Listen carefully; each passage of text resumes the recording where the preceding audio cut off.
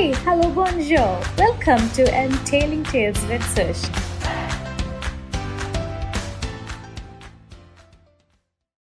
Sinking in the series. Next couple of episodes, as I told you in our previous podcast, will be listening to Sudha Murthy's stories. I will be your storyteller.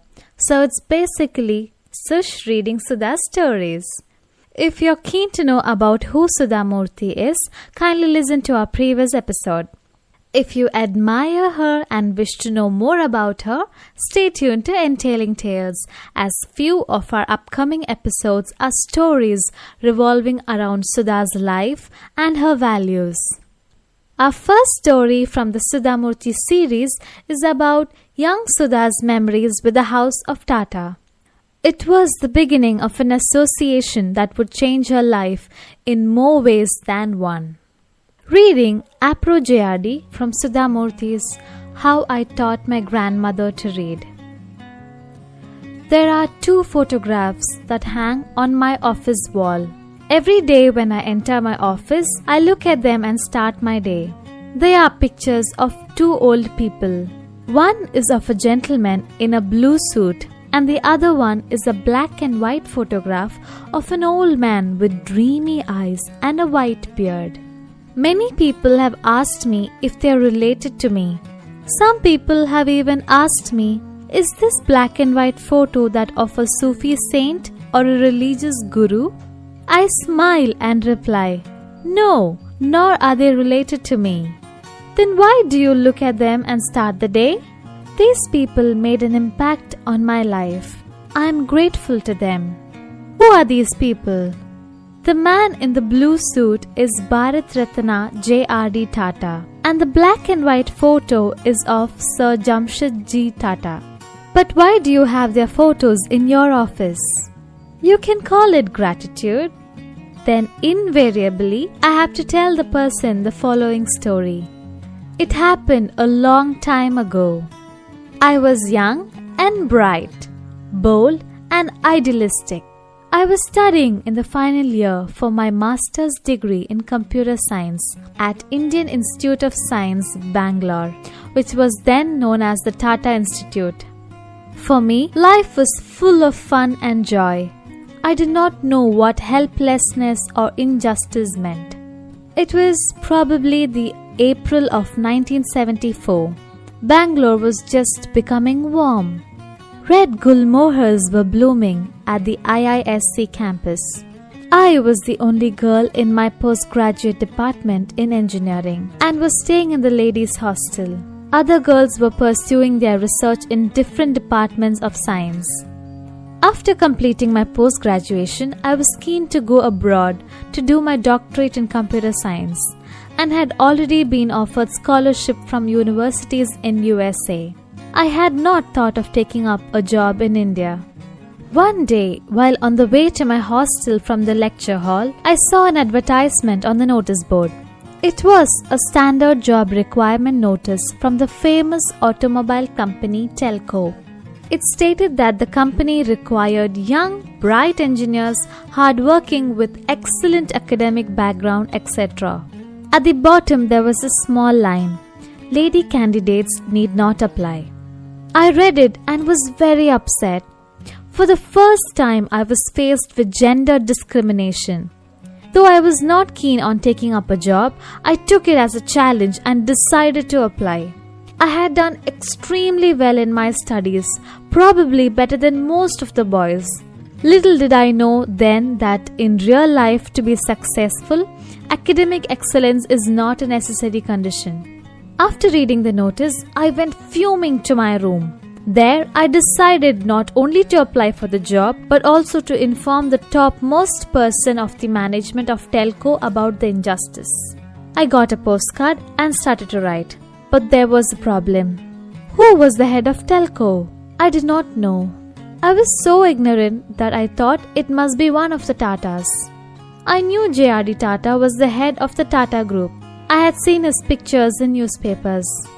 Actually, Sumant Malgoankar was then its chairman, which I was not aware. I took the postcard and started writing. Even now, I clearly remember what I had written to JRD. Tatas have always been pioneers. They are the people who started the basic infrastructure industries in India like iron and steel, chemicals, textiles, locomotives, etc. They have cared for higher education in India since 1900 and are responsible for the establishment of the Indian Institute of Science. Fortunately, I study there, but I am surprised that in such a company you can make a distinction between men and women. I posted the letter that was written in anger and after a few days forgot about it. Within 10 days, I received a telegram stating that I had to appear for an interview at Telco Pune at their expense. I was taken aback, but my hostel mates told me I had to use the opportunity to go to Pune free of cost. And the reason? Pune saris were cheap. I was told to buy saris for them. I even collected 30 rupees per head for each of their saris. Now when I look back, I feel like laughing at the reasons, but then they seemed good ones to make a trip. This was my first visit to Pune. I fell in love with the city, and even to this date, it is very dear to my heart. I feel as much at home in Pune as I do at Hubli. The city changed my life in so many ways. As directed, I went to Telco's Pimpri office for the interview. There were 6 people on the panel, and it was only then that I realized this was a serious business. This is the girl who wrote to JRD. I heard them whisper to each other as soon as I entered. By then, I knew for sure that I would not get a job. And when I wouldn't get a job, why should I be scared? So I was rather cool for the interview. Even before they started the interview, I knew they were biased, so I told them rather rudely, I hope this is only a technical interview. They were taken aback by my rudeness, and even today I am ashamed at my attitude. During the interview, they asked many technical questions and I answered all of them. Then one elderly gentleman with an affectionate voice told me, "Do you know why we said that lady candidates need not apply? The reason is that to this day, we have not employed any ladies on the shop floor of the factory. This is an automobile industry. Trainees may have to work in shifts. For training, we may have to send them to Jamshedpur in Bihar. All our plants have men and machinery. Our trainees may have to drive. We have a trainees hostel and a guest house for them. If a lady enters, then how can we accommodate her? We do not know how men on the shop floor will accept her. How will she come for shifts? We care for our employees, particularly if she is a lady. It is not a college where there is no gender difference. This is a factory. When it comes to academics, you are a first rank throughout. We appreciate that. People like you should work more in research laboratories." I was a young girl from small town Hubli. My world was very small. I did not know the ways of large corporate houses and their difficulties. So I answered, "But somewhere you must start. Otherwise, a lady will never be able to work in the factories. You are pioneers in many aspects of life. When I look at your industries, you are far ahead of other people. If you think this way, then how will any lady ever enter this so-called man's domain? Training a candidate costs a lot to our company. You are of a marriageable age. After your training, you will leave this company and shift to wherever your husband works. Is it not a waste of money for us?" I thought for a moment and replied, "I definitely agree with what you say. I'm sure when many of you married, your wives came along with you. That has been our tradition. But is it also not true that many men undergo training and just for a few more 100 rupees they shift their jobs? You don't have any rule for them. You can't stop them." Finally, after a long interview, I was told I had been successful in securing a job at Telco. On the way back, I got down at Hubli, my hometown. I was eager to meet my father, always my best friend, and tell him my adventure. I was sure he would be happy and praise me. But I was in for a shock. He was very upset. He said, "You should have basic manners when addressing elderly people like JRD Tata.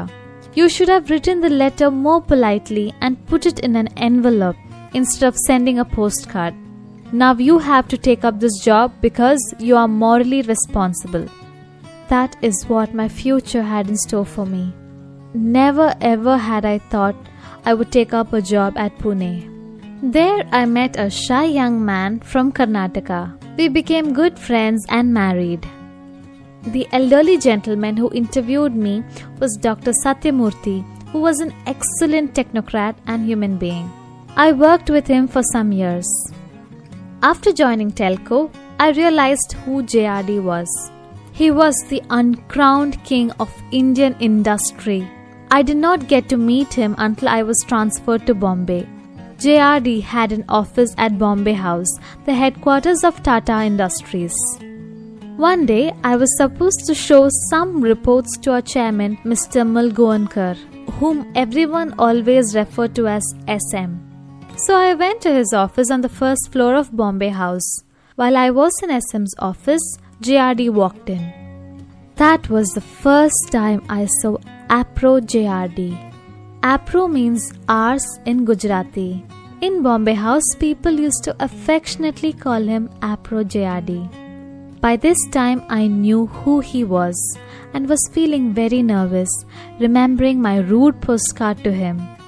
SM introduced me very nicely. "Jay, look, this young girl is an engineer and that too a postgraduate. She has worked on the shop floor at Telco. Is it not unusual?" She was the first girl in our Telco shop floor. JRD looked at me. I was praying he would not ask me any question regarding my interview or the postcard. Thankfully, he didn't ask me anything about it. Instead, he remarked, "It is nice that in our country girls are getting into engineering. By the way, what is your name?"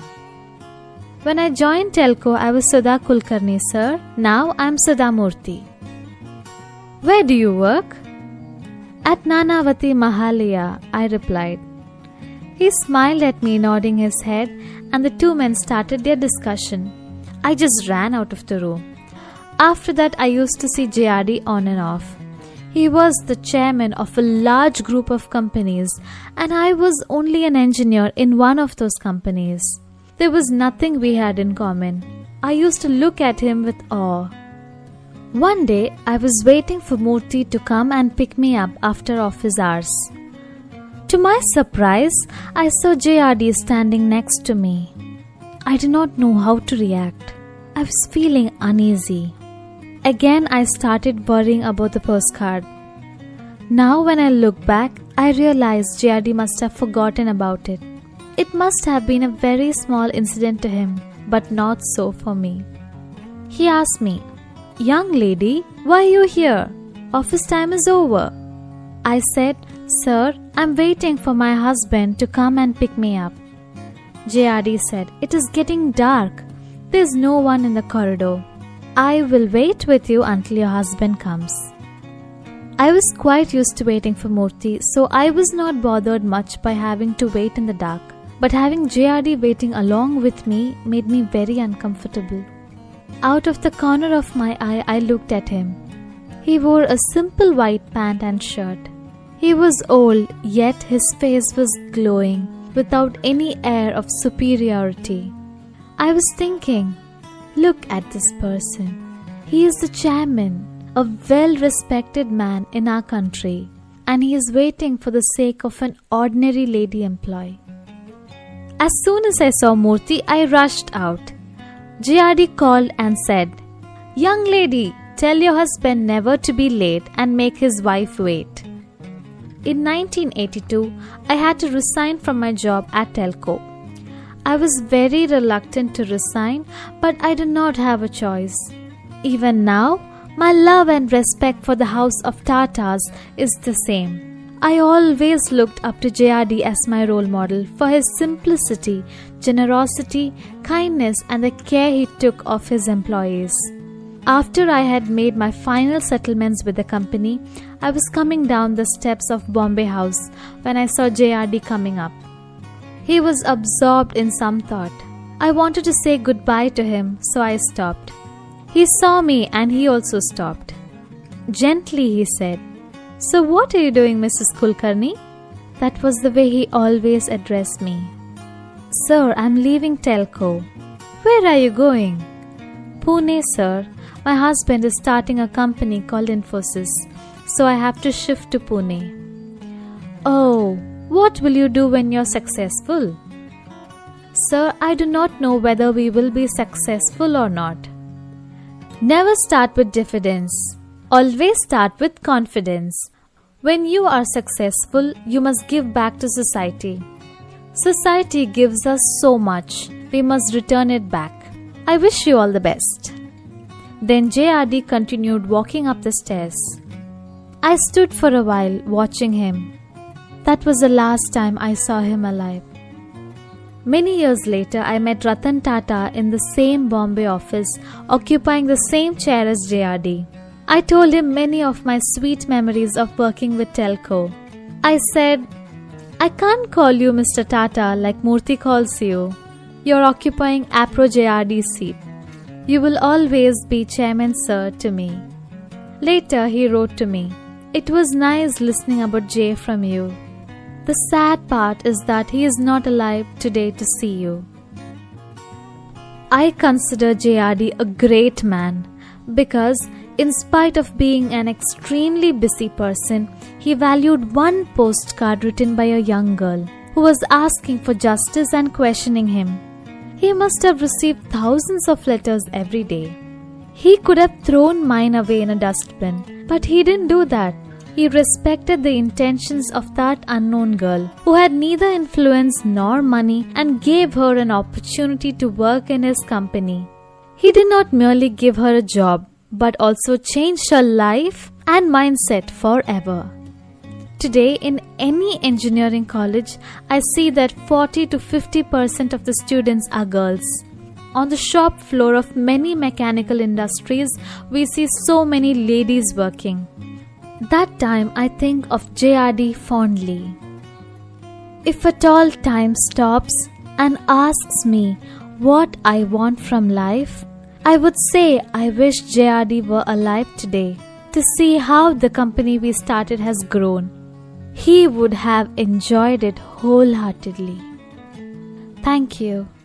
With that, we come to the end of our first story from the Sudha Murthy series. Stay tuned to Entailing Tales.